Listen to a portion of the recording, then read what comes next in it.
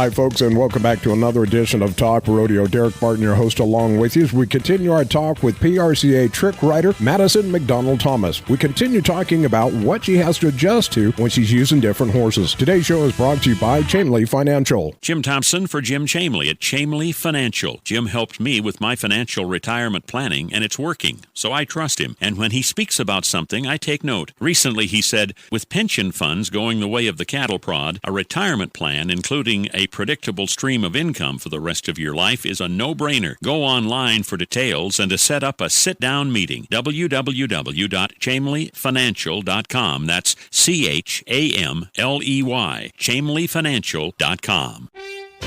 Well, we're talking with Trick Rider, 10 times to the National Finals Rodeo, Madison MacDonald Thomas. If you have, say, you're out doing one bit of your act and then you switch horses, depending on the size of the horse, do you have to readjust how you handle that horse and what you do in the act? Because maybe it is a bigger horse, so you got farther to climb up if you're doing over the neck. Do you have to adjust that each time you switch horses? Well, normally that's what usually takes me so long, is writing my tricks out, trying to adjust them for the announcer, because I always try to make sure the announcer knows what I am doing. When I ride the two horses and when I don't ride with a group of girls and I'm by myself, it's planning, because certain tricks I like to do on certain horses, like you said, depending on the height. Pretty much do every trick on every horse, but depending on the height and depending on how they run, some tricks look better on other horses and some horses handle certain tricks better. And I've learned that especially a lot this year, what tricks certain horses handle, especially which ones they handle better to not make them sore throughout the summer too, because they can handle the weight better. My black horse and my Palomino horse that I ride right now, they run completely different and handle the ground and take the arena different. So I've kind of learned how to strategically plan what tricks work better on what horse. And like you said, especially when we get into certain size arenas, it changes a lot of the things. And that's what takes me a while, because once I hand that list in, I feel like